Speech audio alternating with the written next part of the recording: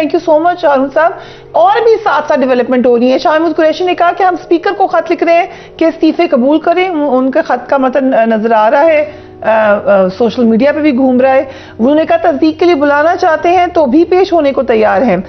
फिर supreme court में कल जस्टिस मंसूर अली शाह ने रिमार्क्स दिए कि अगर हम स्पीकर कौमी असेंबली को कहें कि 4 रोज में इस्तीफों का फैसला करें तो क्या पीटीआई को ये मंजूर होगा। अगेन ये रिमार्क्स भी बहुत ज्यादा आप कह सकते हैं कि अहम थे। हारून साहब, क्या आपको नजर आ रहे हैं इलेक्शन या बड़ी अहम डेवलपमेंट्स अगले 72 घंटों में? मैं ये तो नहीं कह सकता कि 72 घंटों में लाजमी होगा, इसलिए कि बहुत खींचतानी होती है, ऐसे मौके पे हार्ड बार्गेनिंग होती है और हर तरह के हरबे और हथियार इस्तेमाल किए जाते हैं। लेकिन इलेक्शन के सिवा रास्ता क्या है? इकोनॉमिक मेल्टडाउन है, उसको रोकने का और क्या तरीका है? 10% आपकी बाहर से जो पैसे पाकिस्तानी भेज रहे थे वो कम हो रहे हैं और शेयर मार्केट का हाल आप देख रहे हैं कि क्या आज क्राइसिस हुआ है। तो वो स्टेबिलिटी के बगैर इकोनॉमी तो नहीं ठीक हो सकती और सूरत हाल बहुत बड़ी खतरनाक है। तो ये इलेक्शन की तारीख देने से ही स्टेबिलिटी का आगाज होगा। अगर फौरी इलेक्शन नहीं भी हो सकते तो उसकी तारीख देनी पड़ेगी। और कोई मेरा ख्याल है पसे पर्दा बातचीत भी हो रही है। एक तो वो है जो सदर साहब से हो रही है, मेरा ख्याल है उसके अलावा भी कई जगह पे बातचीत हो रही होगी।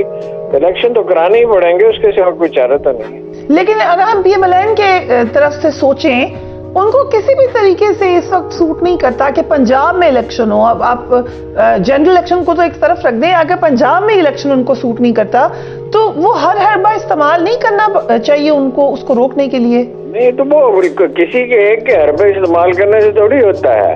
भाई फलां पार्टी हार जाएगी इसलिए इलेक्शन नहीं होने चाहिए, ये क्या बात है?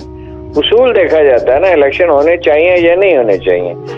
जब आप एक पार्टी को 13 पार्टियां मिलकर निकाल देती हैं माफ कीजिएगा, तो उसके बाद फितरी तौर पे इलेक्शन ही होने चाहिए। अब यह बार बार यही बातें हम दोहराते हैं।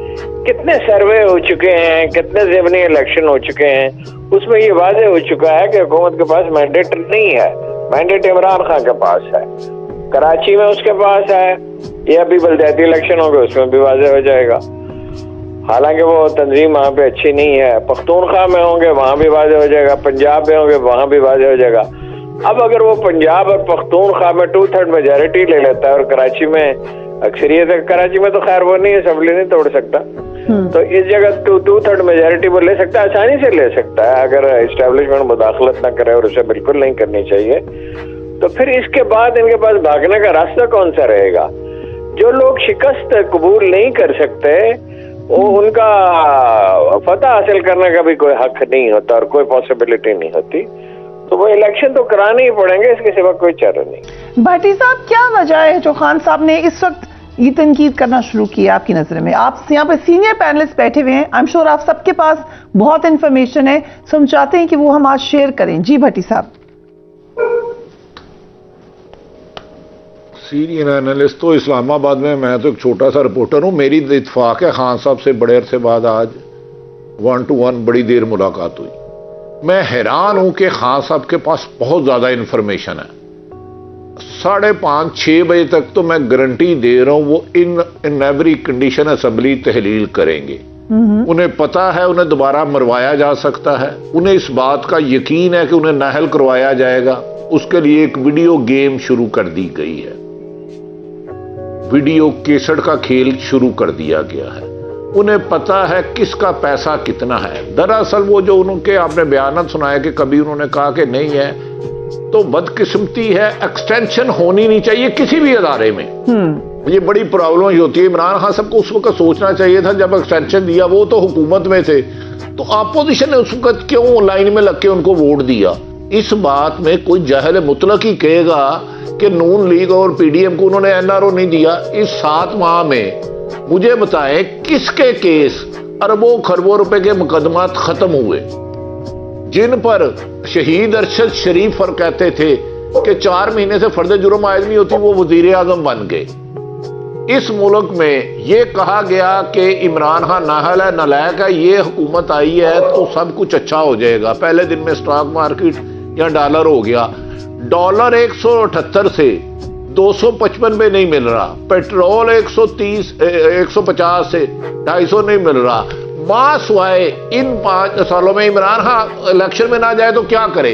वो इलेक्शन में नहीं गया, तहरीक चला रहा था, 30 मुकदमत बिमा गद्दारी के इलेक्शन कमीशन राशन लेके उन्हें नाहल कराने के लिए चढ़ा हुआ है। एफआई और नैब का बस नहीं चलता कि इमरान खान के सांस पे उंगली रख दे, सांस ना लेने दे। कातलाना हमला उन तक करा दिया गया जिनमें वो मौजाना बच गए। वो कहते जब मुझे 3 गोलियां लगी मैं हैरान था कि मुझे अल्लाह ने बचाया कैसे है।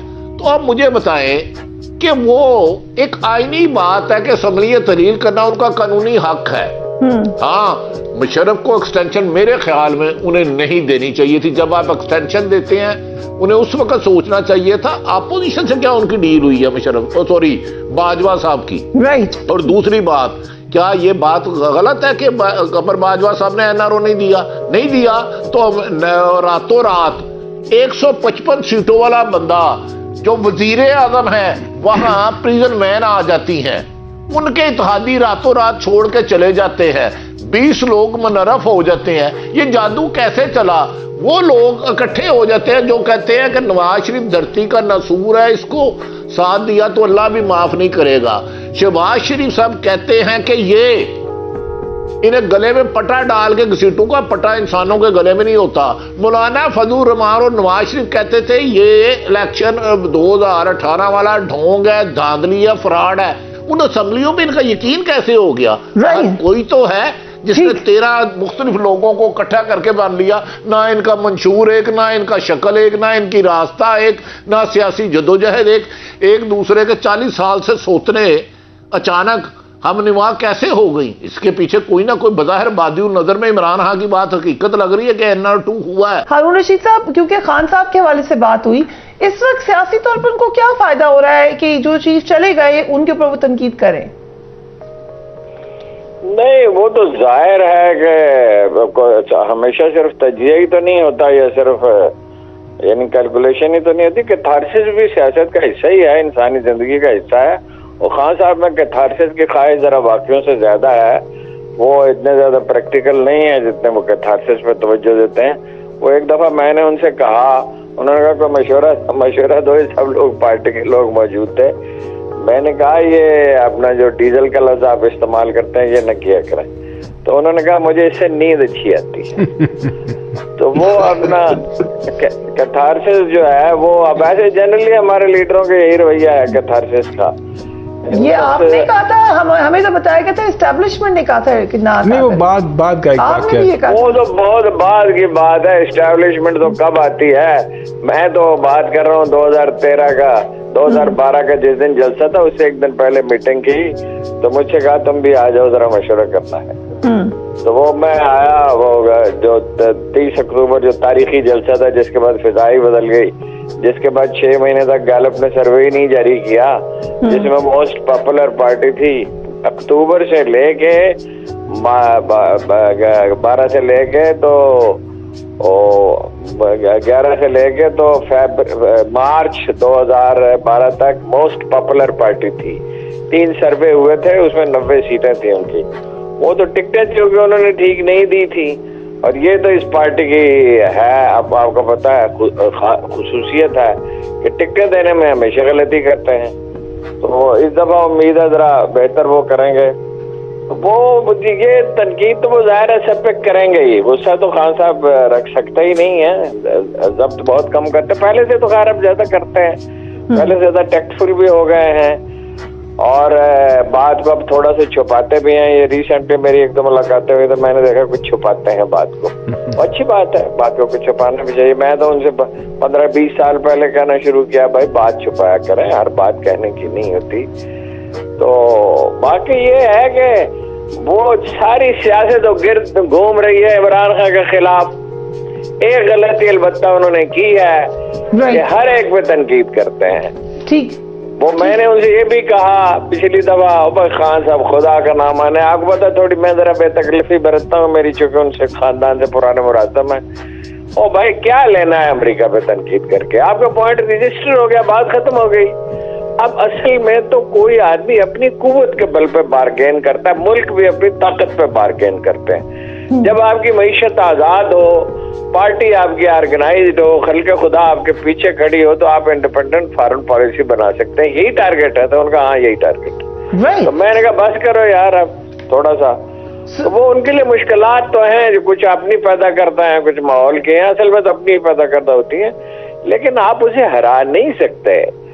अब आप मुख्तलिफ हरबे इस्तेमाल करेंगे, उसके नतीजे में हमदर्दी बढ़ती चली जाएगी। यानी आप ये देखिए ना कि जब लोग ये कहते हैं कि जी वो तो ड्रामा था, या राना तनवीर ने कहा, मैं 100% यकीन से कहता हूँ उसने खुद ही सारा बंदोबस्त किया है, या ये मौलाना फजलुर रहमान ने कहा वो अदाकारी कर रहे हैं, या ये है कि 4 नहीं 3 गोलियां लगी हैं।